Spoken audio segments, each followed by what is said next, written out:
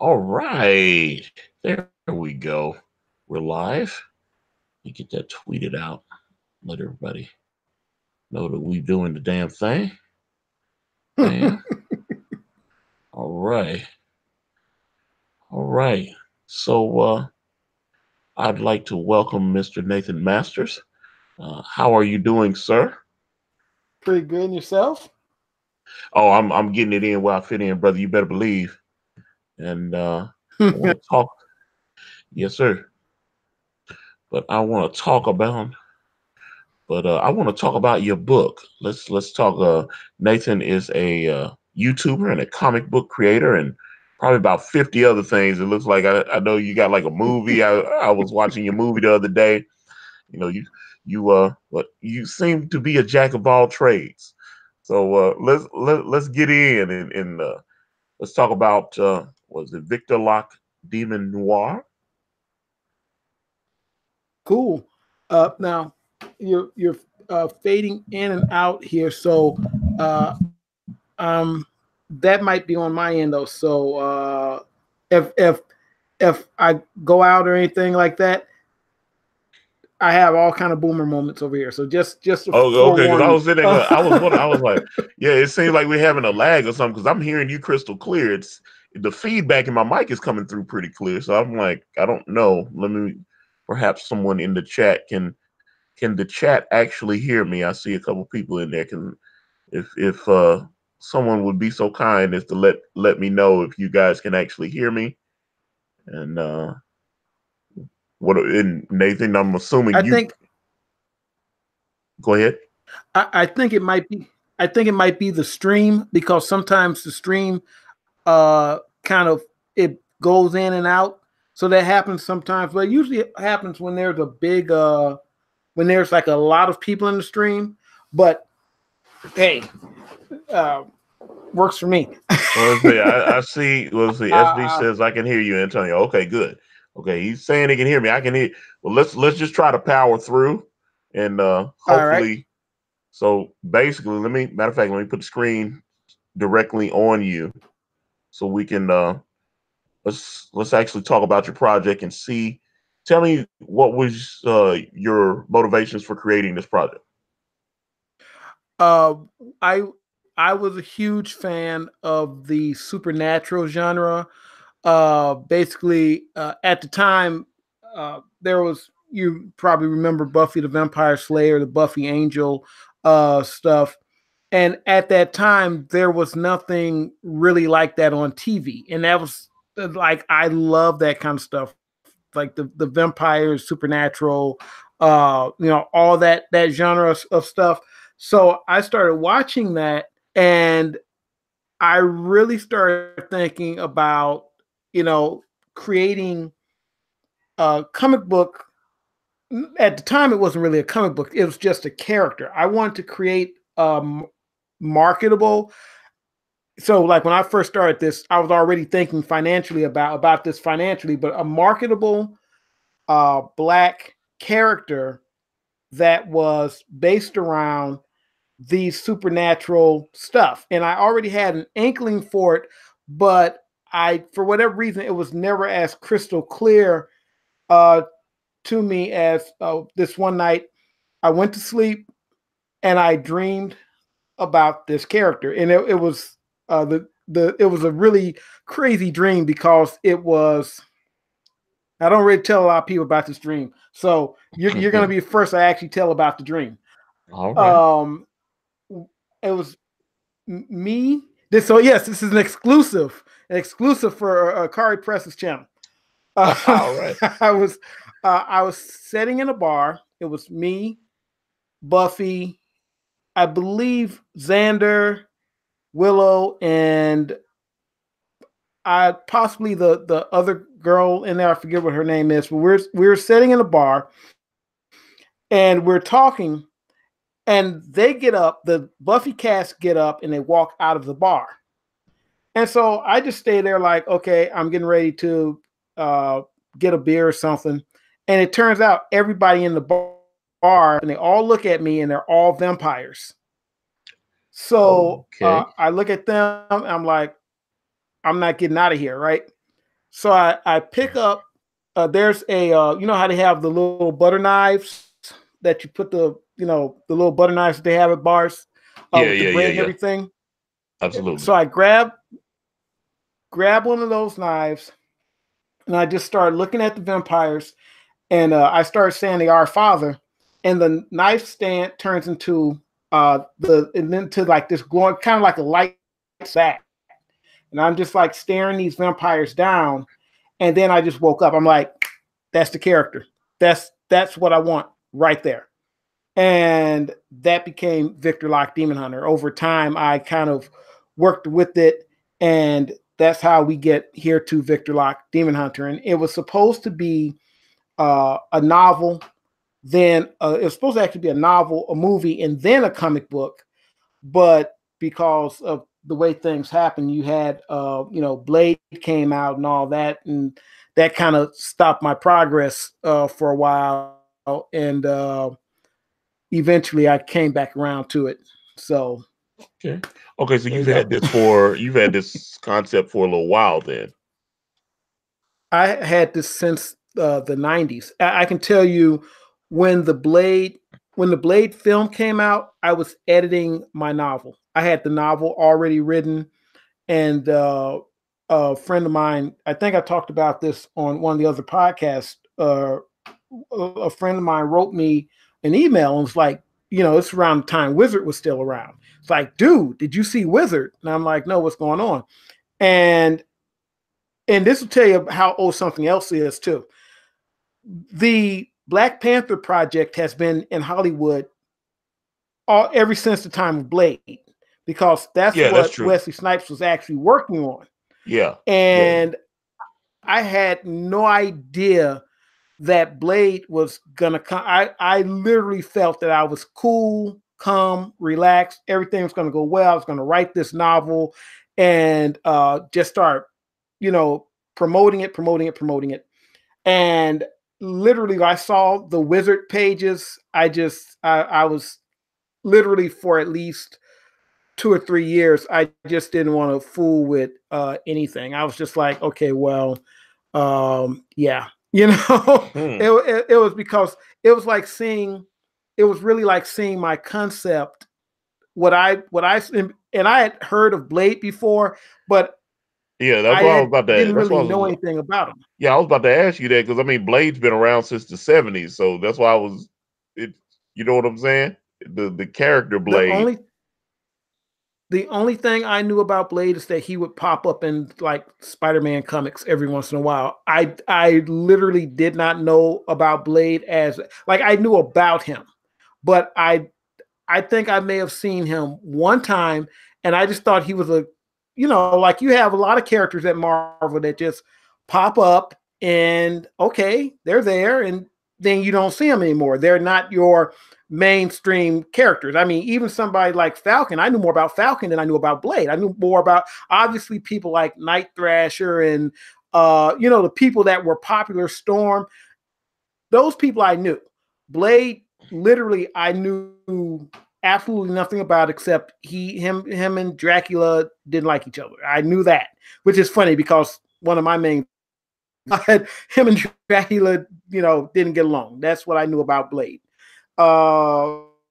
See a Blade movie pop up, I was just flabbergasted. I was like, what the hell, and why now? And which I guess looking back on it now, I know why now, because that's what was profitable. It's the same reason I was making a character, because it was profitable and it was fun and it was but to see it, for me to see it so like that way, where it was literally a guy that was using martial arts, gunplay and swords, because my character back in the day, Victor, had a sword. He just has his shotgun and his stake. So that was kind of good. It forced me to kind of make other stuff, but I was kind of like, this is literally to make, with the exception of Blade didn't have, he didn't have some of the powers that Victor had, and he in crosses in Marvel, crosses don't work on vampires. In our universe, it's a Heaven and Hell story, so crosses definitely work on vampires and a horde of other things as well. So that's how it kind of got to this, where eventually I was working on another book called Epitaph, and Epitaph was supposed to be this kind of, I guess it was a book about these various, how can you say, it was a supernatural mystery, supernatural thriller kind of book, and it was just about these cults. It was the Sisterhood of Lilith, the Rise of Magic, and the the Serpentine, I think, was one, and there was like these various cults and things that were around, and they were all fighting for dominance. And it was going to be, we get dominance in Chicago, we get dominance, we just kind of slowly take over. So we had these magic cults, you had these cults that were kind of like they were political, they were quasi-political, but they also delved in, magic and stuff like that, that kind of stuff. And they needed somebody I needed somebody to be like the good guy, somebody that was trying to investigate all of this. And the thing about Victor was, when I first made him, he was just a guy that fought demons. Instead of just fighting vampires, he literally fought all that stuff. He went up against all of it. And so I kind of moved into this ideal of him being kind of an investigator. He kind of did everything. So he fought and he investigated, and he, it made him more of a fuller character. And I made Epitaph Bread and Salt. I guess it was 2008 when the first book came out, and it was a black and white book. I did it all myself. I did the art. I did the coloring. I did it was trash. It was garbage tier.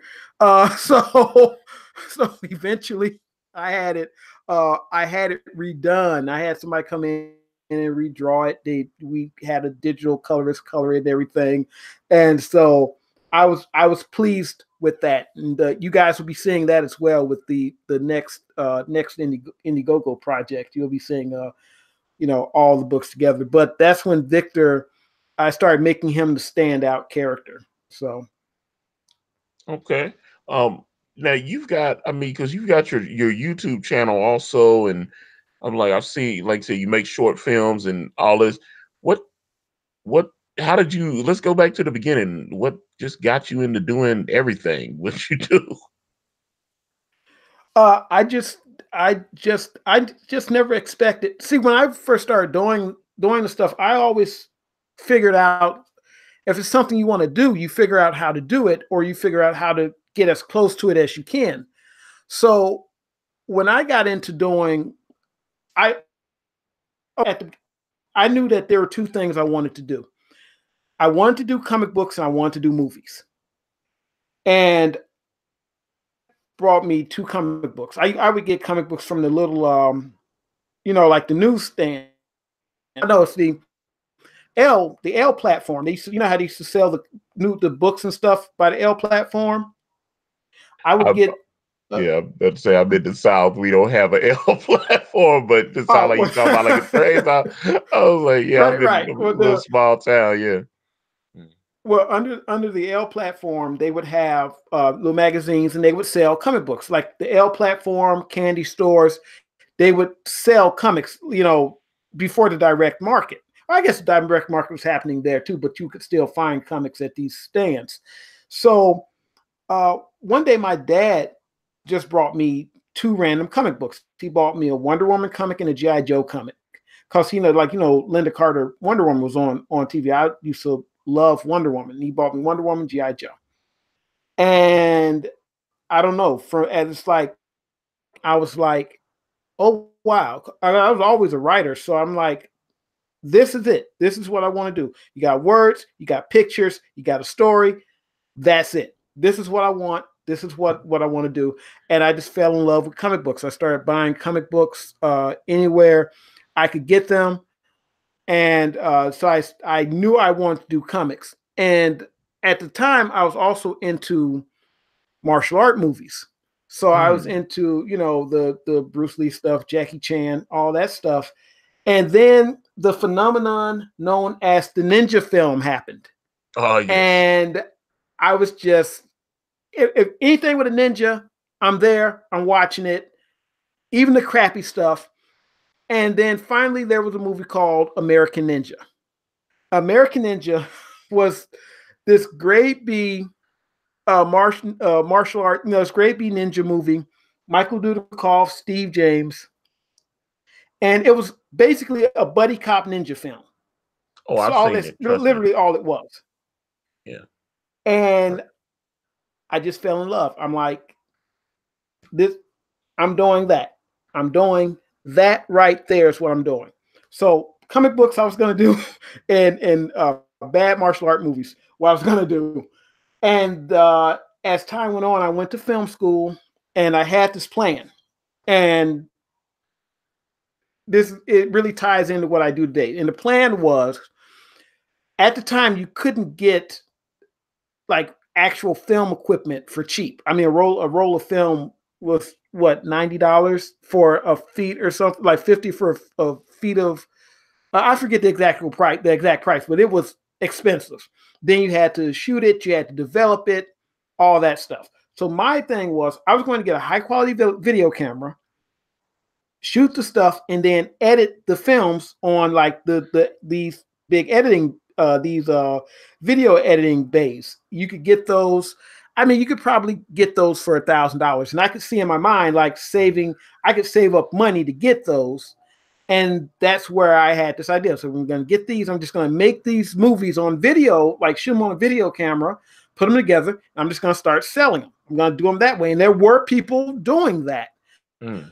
And by the time I actually got into college and things of that nature, uh, digital video was coming. Like literally around the time I graduated college, the birth of digital video was happening. I remember walking by the stores and seeing these. Sony had a whole line of digital video cameras, and this was before the quality was as good as they were today. And but they were high enough. I think they were doing or something like that. It was, the quality was nice. And so eventually I got one, and we shot a project, me and a friend of mine. We shot a short comedy short. It was really silly, but people watched it. Everybody laughed. Everybody thought it was really funny. And we said, okay, yeah, we can do this. And we ended up getting equipment and stuff like that.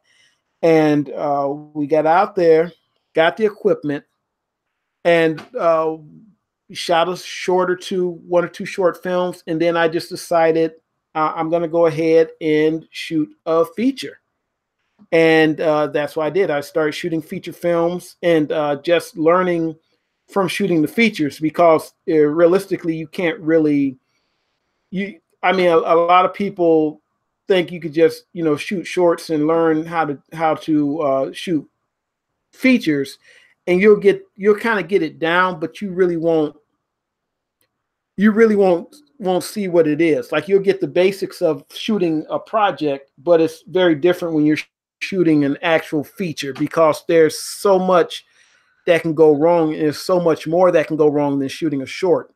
So I just had to start shooting these features, and as you go on and on and on, you start learning things. So I knew I want to make comic books and make movies, and then I thought about eventually I would start making movies about my characters. And again, this is before the Marvel MCU or any of that stuff. These were decisions I made back then, and my decision was a little bit that, how the Marvel movie and the Marvel TV shows are supposed to be connected.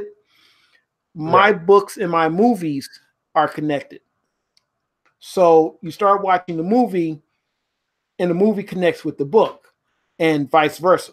So what happens in the movies is something, it connects with the actual books. Okay. So So I always wanted to ask you because I'm really impressed with your YouTube channel. You've got was it Time Code Mechanics? You've got like over 8,000 subscribers on that.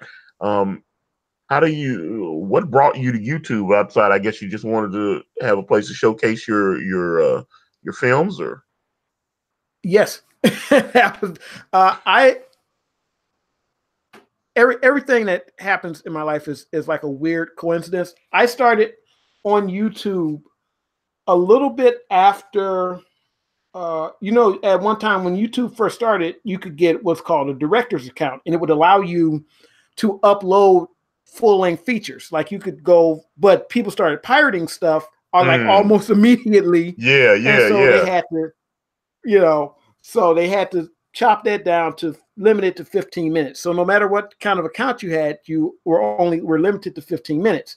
I got in right after they did that. Had I got on YouTube maybe I think like a month or so earlier, I would have actually got a director's account. And I discovered YouTube because there was a music video by a band called what was that band called? The band that made, there's a song called Miss Murder. It was, hey Miss Murder, can I? What? AFI. AFI is a band called AFI, and they did this video called was it Miss? Yeah, they did a video called Miss Murder, right? In the extended video, they have another song on there before that song, and the video was so wild and so. I'm like, what is this video? And I figured, I wonder if anybody has this video online, and I went to see it to see if anybody had it online, and I discovered YouTube, and I started like looking at you. I was like, oh, what's this? And I immediately signed up after finding out what YouTube was and everything. I immediately signed up, and I immediately said, I'm going to upload my movie to YouTube. They were like, no, you're not, because you only are limited to 15 minutes. So as time went on, they eased off the 15-minute guideline, and you could sign up for partnership and stuff. And I signed up for partnership, and I just uploaded my first film, and that was Wages of Sin. I played, it was cheesy B movie. I play a basic martial art cop type character. The force, there's cricket cops, and they turn on you, and you got to fight them and all that good stuff. So we got some guys, some martial artists together and stuff, and they want to be in the movies. They made it look really nice, really. It looked a lot bigger than it was, and we actually did put a lot of money into it. At least for me at the time, what was a lot of money. And we shot that, uploaded it to that was shot, and it had been shot already by the time I discovered YouTube. But I uploaded it to YouTube, I think in about 2011 or 2012, and I just uploaded it for people to see. And I'm like, whatever, just kick it up there, put my feet up, and just went on about my life. And as time went on, I got a email like, you can monetize your channel and blah, blah, blah. I was like, oh, that's cool. And I looked at the movie, so let me see what's going on with my film. It had 10,000 views on it. 10,000 people had seen the movie, had comments and everything. And I wasn't really even paying attention to YouTube like that. I just uploaded it. I'm like, okay, the way I started YouTube, my first few videos, you remember Lonely Girl 15? My first few videos were unofficial spinoffs of Lonely Girl 15, because that was at a time when you could do the videos. You could actually do the response videos. You could just connect them to that video, and they stopped you from doing that as well. But I would do these unofficial Lonely Girl videos. I did like about maybe one or two of them, but I realized, I'm like, well, I don't really have the ability right now to do this the way I would like to do it. But I was kind of trying to get in on that, because you had people who were trying to squeeze in on that. There were people who were doing things that wasn't canon, because that was an actual series by a company. So I was doing that, and then I deleted all that because that was silly. And then I finally uploaded my video. And after seeing how my video seeing how that movie did, I said, well, I'm just going to start doing my movies on this platform, because the film was making money. And I started uploading more videos and stuff. Then we uploaded Epitaph Bread and Salt. We did that. And then our like our big film at the time, before Susan Wojcicki happened, was a film we did called The Perfect Letter.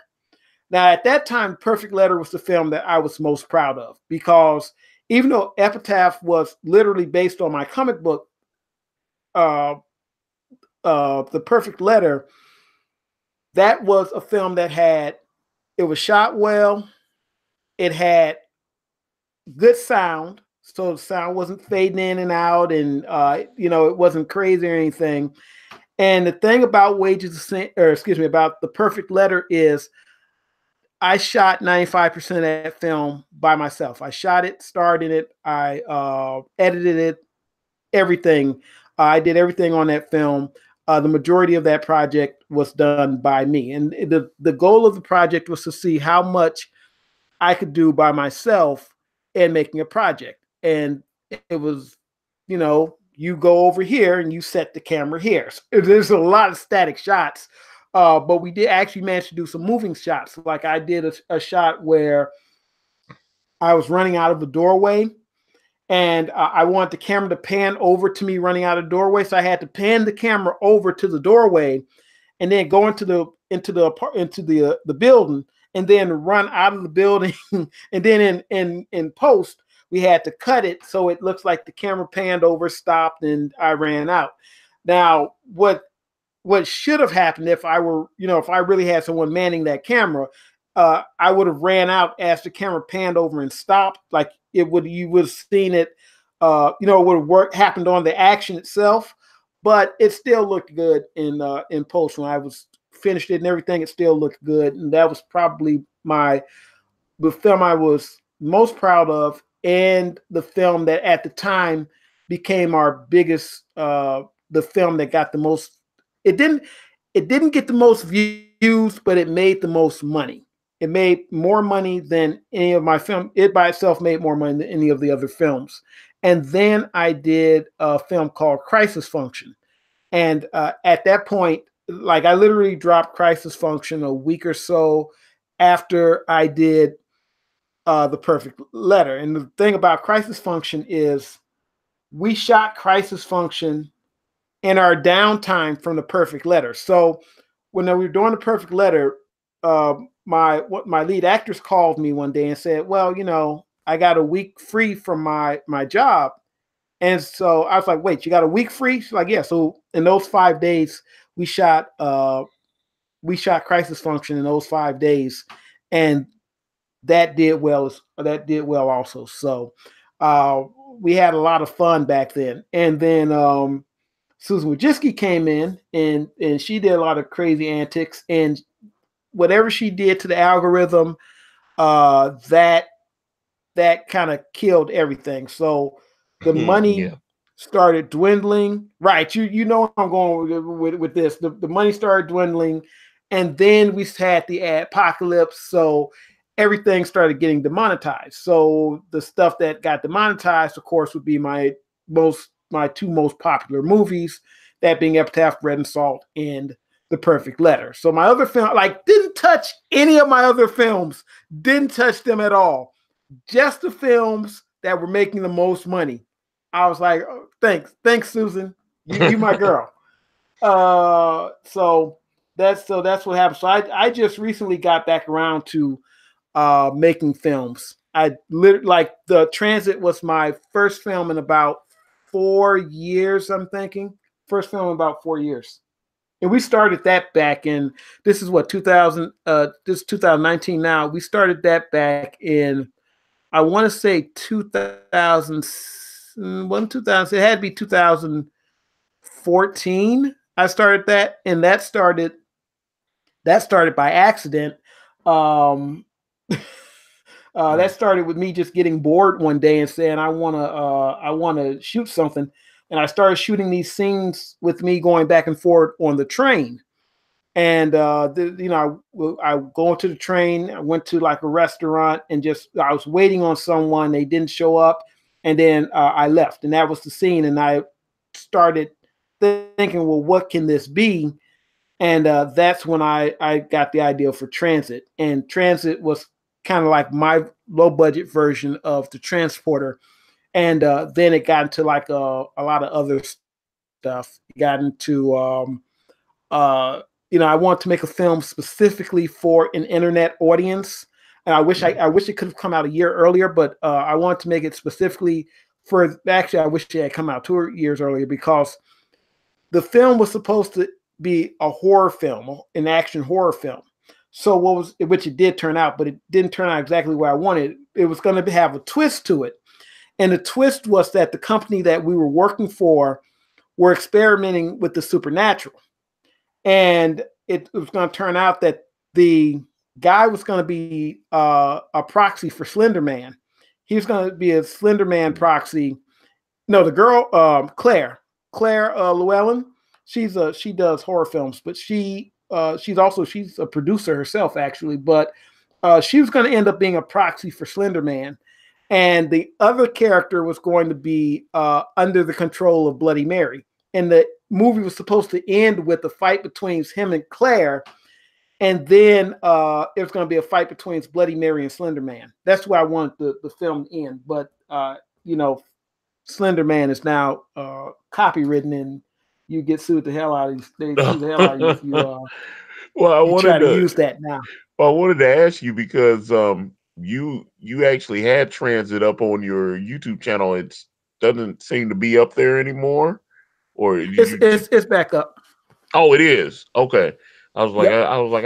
I had to find it again because I was like, man, I was looking for it because I watched about half of it. I was doing some writing and I was watching, and you come in, it looked like you had like some nice little high drone shots, and then you come in, you were at the park and looked like you were doing like martial arts katas or whatever, and doing that, and then it kind of went into your character, I guess, being kind of like a transporter type character, and dealing with somebody pulled a flim flam, and some thing, you had to switch the codes up. Yeah, like I said, I thought it was interesting. I was definitely wanting to go back and watch the rest of the film. It's back up. We took it down because I did the premiere thing, and we uploaded it like around midnight. So when I woke up, it had like about 40 views. I'm like, nah, we're gonna re-upload this. I was like, then I realized there's a part in the film. How much of it did you get through? Like I said, it was about half of it, I think. Maybe about 20, something like that. It was about half. There's a part when the film cuts off where it goes black. And I was watching it and I'm like, okay, wait a minute. Why is this like going black? It was only supposed to go black for like a few seconds, then pop back onto another scene. And it was kind of like a pivotal scene, I think. And what I realized was I shut a clip off and I hadn't shut it back on in the rendering. So I had to go back, put that clip back on, and then re-render it and re-upload it again for like the third time. So oh wow. Okay. That's what happened there, but we finally did get it back up. Okay, so I wanted to ask you about Victor Locke, Demon Noir. How many pages is that book going to be? It's a 36-page book, but there's the possibility of adding another 9 pages to it, depending on what we hit in what we raise in the campaign. Okay, and I want you to kind of go through, maybe show some more of the art, and I'd like you to, show your tiers and everything, kind of get into those things, so the people know what they're getting. Oh, sure, definitely. Yeah. First off, I want to say thank you to the comicsgate crew and everybody. We got 41% funded, so it's a good start to have 28 days left. That's a good start. But this is let me go down here. This is a watercolor cover. Now this is the original cover here. This is the cover I did, but I let my colorist do this, and I kind of told her I wanted it to be kind of like a watercolor type of thing where like you have the see how the buildings are black in the background like that. I told Yeah, her I yeah. want that kind of flavor to it. Mm, But this was a cover. We found an artist named Ramat Bronto. Broto. I keep saying Bronto. Broto. And he did this in watercolor. And this is the alternative cover. So if we get $3,000, this is going to go on all the books that are the $15 and above tier. Because the at the $15 tier, you get two of them, but you will get the alternative cover if we throw this on there. If we hit that 3,000, you'll get one regular, one alternative. Then everybody else will just get the alternative cover. And I this thing I really, really like. I mean, this captures the essence, like what he did with the monster and everything there. That captures mm. the essence so well. I'll tell you a little bit about some of the characters before I get into the art and stuff. But Okay. this, of course, is Victor, and he's we know he's the main guy. Dracula, Dracula, and Lady Bathory. Um, way we have this set up right now is Victor is a character who's been prophesied. So he's been prophesied that he will fight back against the demonic this demonic horde that's coming to Chicago, and it's going to try to bring its influence into the world. So he doesn't just stay in Chicago, but he goes around to other places sometimes. Like he'll pop up in New York, or he might pop up in LA, and he has people helping him here and there. So what ends up happening is, in Chicago, they had these things called vampire alliances.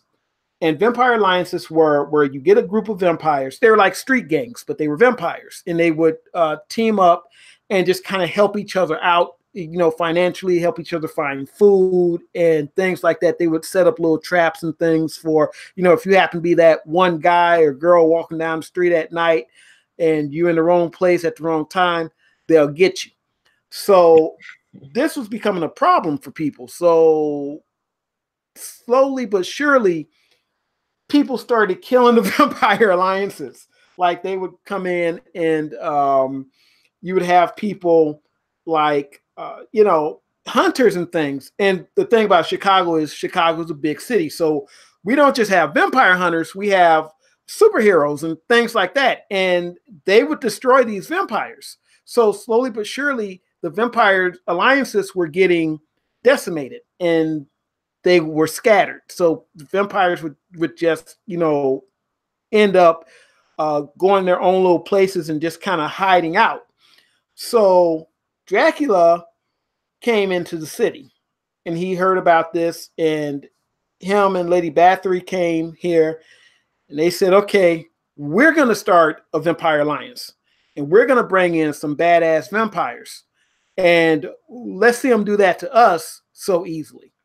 And you're going to see that in the book as well. You're going to see them kind of starting this stuff up, and they have a vampire alliance called the Knights of Liz Bathory, and the Knights of Liz Bathory are going to end up being Chicago's premier vampire alliance. They're going to have like these really kind of like powerful vampires in it. So that's what Dracula and Lady Bathory are doing here. The Asian lady in front, her name is Ashen. Ashen is a powerful member of the Sisterhood of Lilith, and she just joined the Rise of Magic. So she's involved with both of these organizations, and she's just kind of this power-hungry woman who wants to be able to control all these destinies and things, and she wants to be very rich and powerful, which she's actually, because she doesn't have like a ton of money, but she has gotten into that crowd. Like she parties with the rich people, and they accept her. Mm. At the same time, though, she's really about gaining influence, and she's about gaining influence over the supernatural, and just really trying to use that power to get herself to just kind of get herself in a position where she can control people. She's there's a whole story that goes with her, um, especially with I don't know how many people watching read any manga or anime. I'm not like a huge manga anime fan, but I know some of the genres. And Mm. what we were going to do with her character, we were going to do this joke where her and her brother were always going to be drawn as manga characters.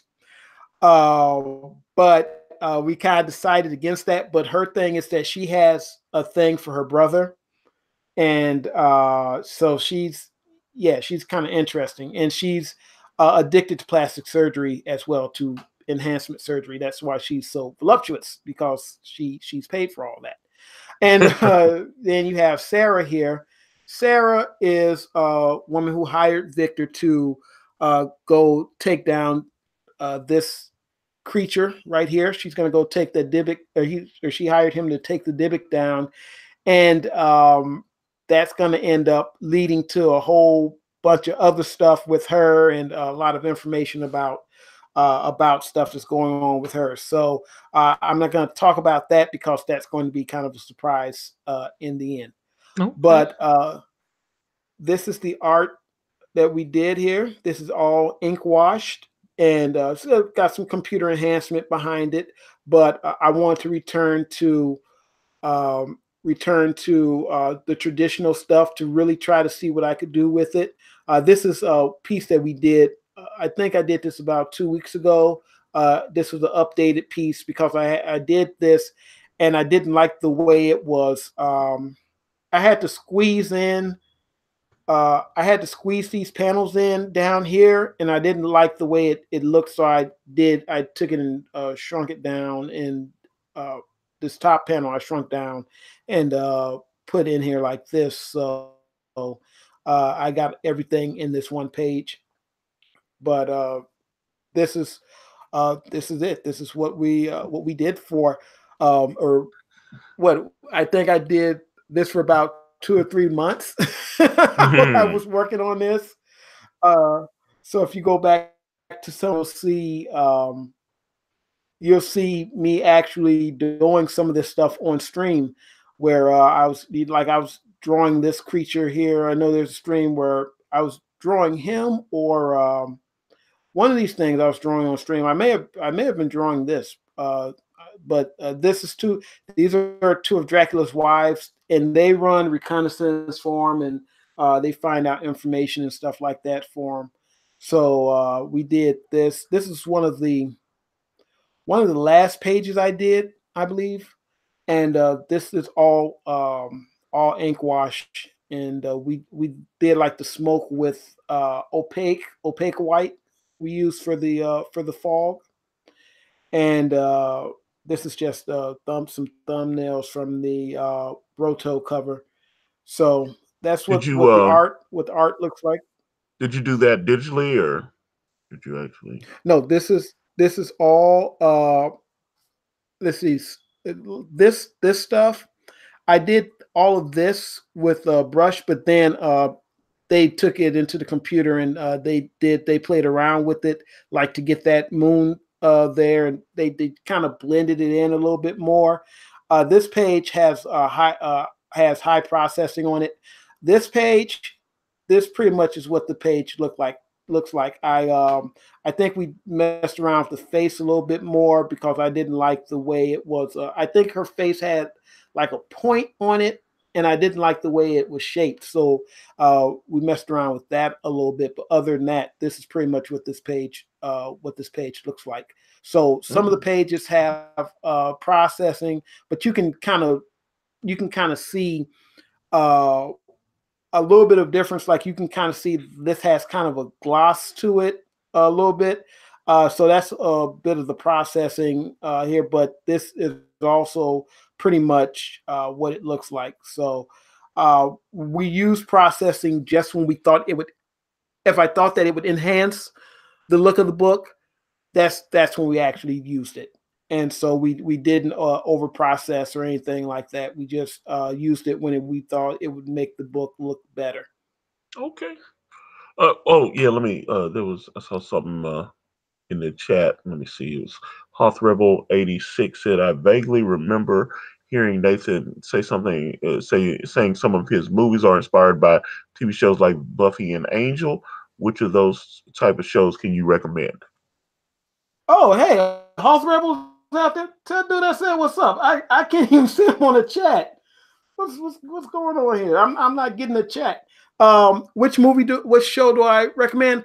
Both of them actually. Buffy and Angel. I'm a huge fan of those first few seasons of Buffy. Definitely. Angel, I like the whole run of Angel. That last season was a bit iffy, but I like the turn of events in the last season. So definitely a big fan of that. Supernatural I also like, but I never actually got into it as much as I got into Buffy and Angel. I'm also a big fan of the movie Constantine, but I never actually watched the TV series. But the movie with Keanu Reeves, I'm a big fan of that. Uh, I thought the TV show was more accurate. Um, yeah, but I like Keanu Reeves, but the TV show was more accurate to what John Constantine is. I don't know if you read too much of that though. But the Keanu, I had heard of Constantine, but I had never actually picked up any of this. Like I didn't know anything about the character. I just heard of him, and like now that I know about the character and know about his origins and stuff, I'm like, oh, like I actually know about how the character came about and all that. I Yeah, didn't they know just about kind it of back then, so I just saw this movie and was just like, this is badass. Anything. It's like yeah. See, action that's the horror. thing. Yeah, if you didn't know about the character, you might enjoy the movie because, like I said, it had good special effects. It had some pretty good actors in it. But I felt like if you're a fan of John Constantine, they shit all over. They shit all over it, and I was like, just making him an American, the whole thing. I was just like, it was just too much. Yeah, because Too many I shortcuts. I noticed what with the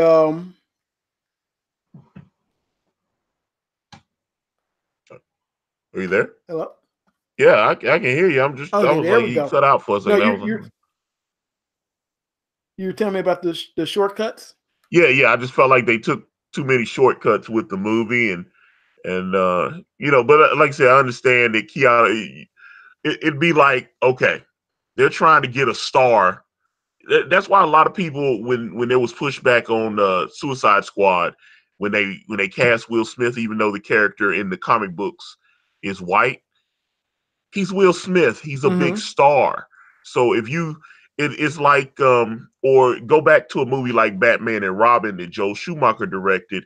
Okay, originally Patrick Stewart was going to play Mr. Freeze, and then Right. Arnold Schwarzenegger's agent reached out and said, "Hey, he's interested in playing Mr. Freeze." So they got him the fuck out of there. That's what that was. I mean, you get a chance to get Arnold Schwarzenegger in there, then Patrick Stewart's not a big box office star. He's a great actor, a Royal Shakespearean Theater, all that kind of stuff. But yeah, he's not a box office draw the way Arnold Schwarzenegger is. So I, of I course would he's gonna I would lose that say job. I would say this: if I were casting that movie and they said we got Arnold Schwarzenegger for you, I would have been like, oh, he could play Bane. Literally, I would do that. Ooh, Yeah, yeah, because okay.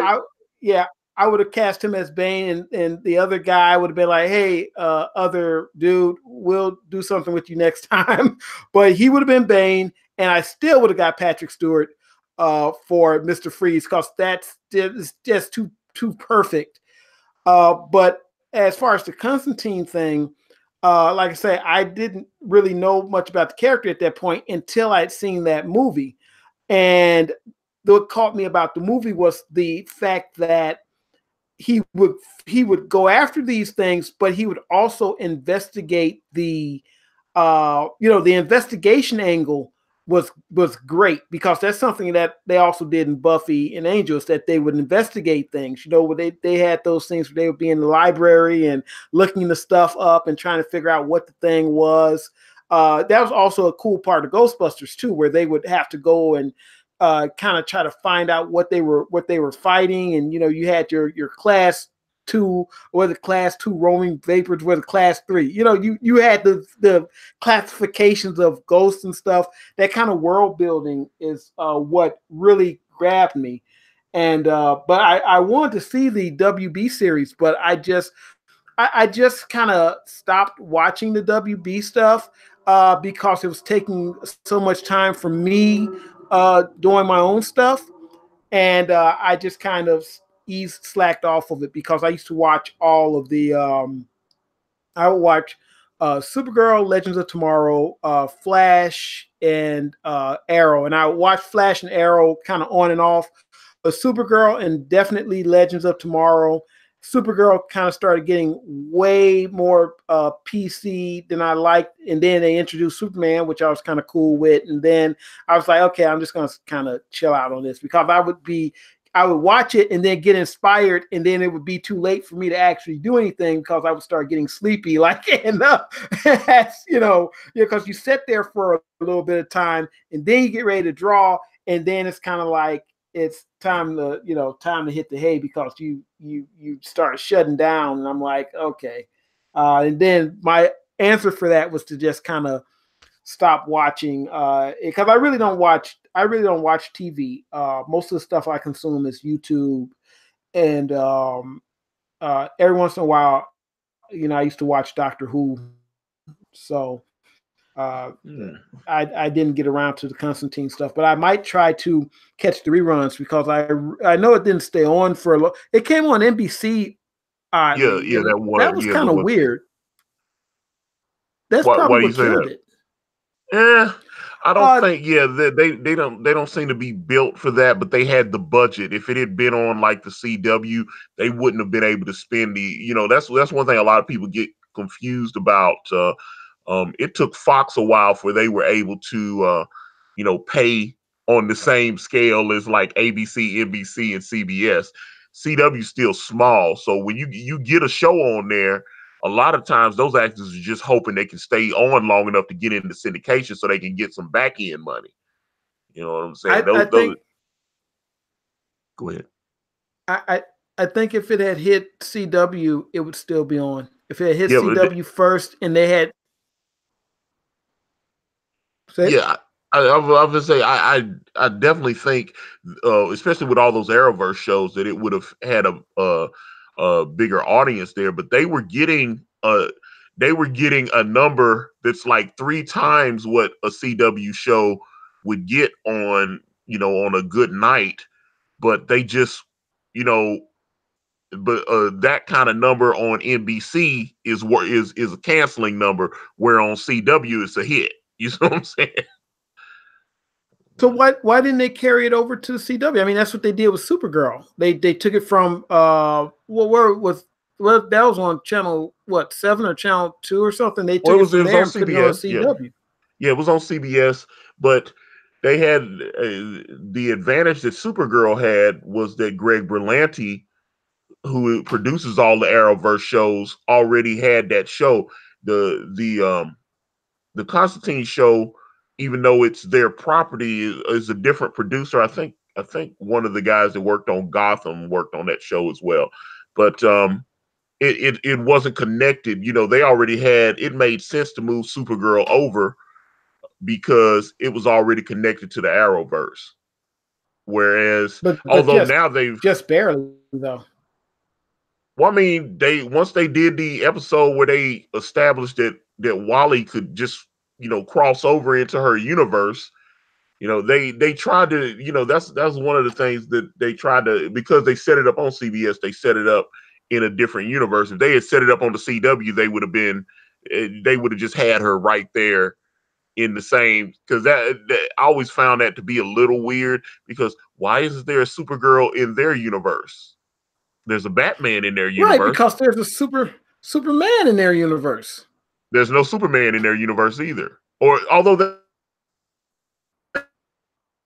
about him in the Crisis crossover, but that because they had to do the setup for Batwoman, but he's missing. He's Right. left Gotham. But yeah, they've not shown, the only Superman that they've shown is the Superman from Supergirl's universe, and even when he came over into their universe, it was the. yes. That's what I'm saying. There's no Superman in their universe, so it's weird. Yeah, because you know what? That's 100 because that's not the Superman from okay, because and it's been still kind of because I thought that the guy from Smallville, I thought he was in their universe as well. I thought that universe was set up around that, but No, different apparently not. producers. No, different producers. Different Wow. producers. That's a different. Those are different producers. So that's another. That's where you get in because just like I said, Constantine. I don't know what kind of financial deals they had to do because they ended up hiring that guy that from Constantine to go on to Legends of Tomorrow. He's been in pretty regular rotation at least this last season, and he was on a couple of episodes the season before as well. So, no. Yeah, Oh yeah, he was on I Arrow like too. I like Legends of Tomorrow. That was my show right there. That was like Doctor Who mixed with superheroes. I'm like, I gotta watch this. I gotta Yeah. watch this show. I like most of the Arrowverse shows. I stopped watching Supergirl. They were doing too much for me, and Yeah. I just didn't. It didn't really do it for me. But I just yeah. I I, said I think I think everybody had that feeling. It's like I think around the same time everybody just kind of noped out. Like, okay, I'm good. I'm good over here. yeah. So That's why I was like. But they got some other. I still think Flash is good.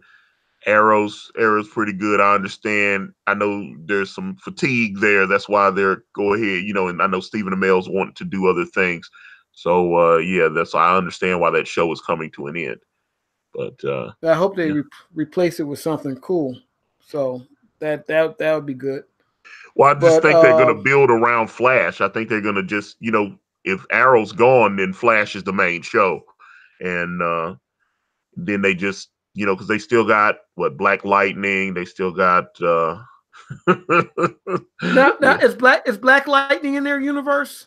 they've so far they've kept him separated, but I was expecting that he would get mixed in because they haven't said outright that he's not there yet. So I would assume, especially with Arrow going, that they make some kind of. Although they were shooting a Black Lightning in Atlanta, whereas the other shows are shot in Toronto, in Canada. So Mm-hmm. so I know all the other Arrow shows are shot in Canada, but I had heard they were shooting Black Lightning in Atlanta. So that may Yeah, they not. they they they got to get him in there, make him officially part of that universe. Yeah, because I think that That's would the help. thing DC. But that's the thing DC would do sometimes. Like DC would have a black character, and then they would kind of like separate him from the universe. Like he'll be like Steel was kind of part of the Superman family, and then they took the S off his chest. It's like, really, you gonna do him like that? Well, yeah, but And see, that's the thing. uh, I agree with that, and that's why I go back to the conversation that I had with Steve Englehart on this channel. Where I he told the story when he left Marvel, he came over to DC, and he was writing. He took over writing Green Lantern. They they were gonna bring Hal Jordan back, but they were like, yeah, get rid of John. They just told him to get rid of John. They John had been in the they were just like, yeah, you can get rid of John now. So that was the whole point. And that was the point when I asked him that question about, because I like the way Steve wrote minority characters. And I mhm. felt like he just pretty much confirmed what I suspected because, by his own admission, he was like, oh, yeah, okay, look, John's not working. Let's get rid of him.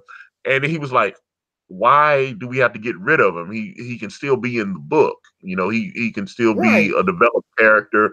We can he can be part of the supporting cast.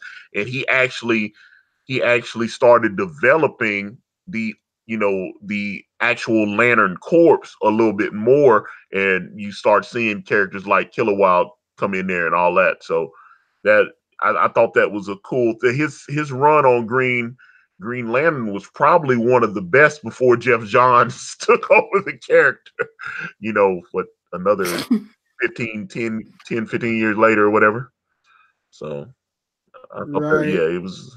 But I noticed that they do a little something with that with over at DC. I'm like, hey, y'all gonna separate the that's part of the reason why a lot of stuff fails is that it doesn't get melded with the actual universe. And I think didn't they bring Static Shock? Didn't they bring like all those Well, they try to bring all the milestone characters in, but Static's pretty much the only one with staying power. Static is definitely still there, but I know some of the other was like Icon and some of those other characters. I've seen them; they're kind of in and out. They don't know what to do with those characters, you know. So yeah.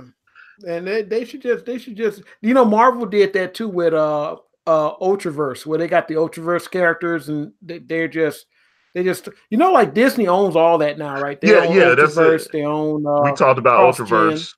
Me and Steve Englehart talked about the Ultraverse too, because he was like he said they had this big thing, and then he didn't when. But the reality of the situation was, he said Marvel they had this updated print technology that they wanted. That Yeah. was what it was. And that's They were looking to improve the quality of their books. They did not have access to this technology, or the people that were you know skilled in using it. So they were like, "Oh, we'll just fold them into us, and then if we can sell their stuff, we can. But if not, we still have their technology." So that was literally someone buying them for they didn't. I don't think Marvel cared as much about the intellectual property.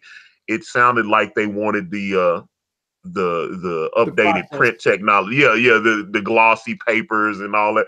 Just the computer coloring and all that.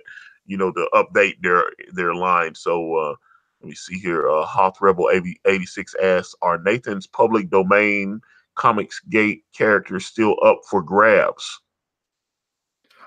Yes, they are. They are. Let me see if you can. I think you can just search public domain Comicsgate characters domain. Let's see. Oh, wait a minute. Okay, there we go. Comicsgate characters. I think that should take you directly to. Yeah, that should take you directly to my video. So yeah, they're still there. And if anybody wants to use those characters in their books, they can do so. And I'll probably be tossing them around sometimes in my book when we start expanding the universe a little bit more. They'll start popping up as well. So yes, those are very much open for anybody in Comicsgate to use. Just just Google public domain Comicsgate characters. It'll take you directly to my video. All right, all right. Well, before we wrap this up, now let me show me a couple of your perks and everything, so we can actually see some of that, and then we can kind of see what kind of variants or whatever you are offering to the public. Okay. See, we have the $25 perk, which is our featured perk, and that's the dual dragon set in which you get the book, you get the main book, you get the Demon Noir book, but you also get the Victor Locke Demon Hunter issue 1. You get that as well as a card and a poster, and that is kind of our featured. That's our featured perk. Now, I'm going to skip these real quick because this $35 perk here, I was thinking about making that a featured perk. I can't do it now, but if there's any people who like role-playing games in the chat, you're out here, this perk, this is for you because I have our Blast Back role-playing game in there. So that's I was going to make that a featured perk. But this one, this is our starting perk. This is the Demon Noir issue 1. We tried to keep this low because I know a lot of people were backing Comicsgate books, so we wanted to make a like an entry point where they didn't have to necessarily pay $25. But $9 you can get the Demon Noir issue 1 standard cover, and you get a card with that, and that's it. You get the book, the card, and you're ready to go. All right. um, this is the Double Down Demon Noir. That's you get 2 copies of it with both covers. If we hit that 3,000, you get both covers of that, and you get the card and everything. So we try to, we're trying to make it nice for everybody so that they can get something. They can really feel like we got something. We got what we paid for. This the we talked about that, the RPG tier, and this one kind of has all the kind of important books. So you get the Demon Noir book, you get Victor Locke 1, as well as the Zombie Girl. You're gonna get the Zombie Girl book. I think you also get the you get the role playing game in there as well. So this is a nice tier. So you get like a ton of stuff in there. You get the poster, the card, everything's in there. It's a nice tier for $50. Uh, Now these 2 tiers are sketch cover tiers. So for 70, and we actually got two people claimed the $75 already. You get sketch cover. One of them will be a black and white sketch cover. The $100 tier will be a full color sketch cover. So you'll get those. And down here, we start getting to the expensive stuff. So this is in the $150 tier, you will get original art. So you'll get everything that was there. And then you'll also get a page from the actual book. So you'll get that. The $200 tier, I'm going to have pinups in the book. I thought I put it back in the case. But I'm going to have pinups in the book.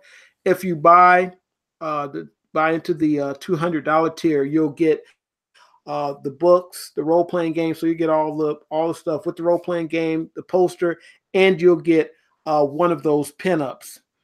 And now we get into the expensive stuff, which I will be shocked if anybody buys it, but if they do, I will be oh so happy. These are 1 out of 1 tiers. So that means there's only one of each of these. So for $500, we have a tier called the feeding. And the feeding is basically a tier where if you buy it, I'm going to make a poster or make a print of you being eaten or fed on by Zombie Girl or Bathory or Dracula, whichever you want, and they will be feeding on you in the poster. And this one for $1,000, you will be sacrificed by Ashen to one of her evil demonic beings, and that's going to be like it's going to be 4 extra pages that we would do to add on to the story, and so that will make the book longer, as well as you get those 4 extra pages as well. Okay. Plus all the other stuff. All right, that sounds groovy. All right. Again, we've got the link to Victor Locke Demon Noir in the description. Nathyn, how can people reach out to you, your social media, all that kind of stuff? We are on YouTube at Timecode Mechanics. That is my main site. I have a personal site, but I'm not really, a personal YouTube that I'm not really using much anymore. But Timecode Mechanics is our main channel. And Timecode Mechanics, you can find us as well on Twitter. But if you just do at Nathyn Masters, you'll find me. And it's Nathyn, Nathyn. So at Nathyn Masters. And you'll find me on Twitter as well as Instagram that way also. All right, people. I thank you guys for hanging out with us. I definitely want to thank Nathyn Masters for being here with us today. But with that being said, I'm going to wrap this video up. And if you guys want to reach out to me, I'm on Facebook, Instagram, Twitter, and right here on this YouTube channel. Everywhere is at Ikari Press. And if you type in IkariPress.com, it will take you directly to my Indiegogo campaign for my comic book series brand with the phenomenal Kanan White. We're on Teespring. We're on Amazon. The links to those are in the description. Thank you guys so much for watching. I'm out. Take it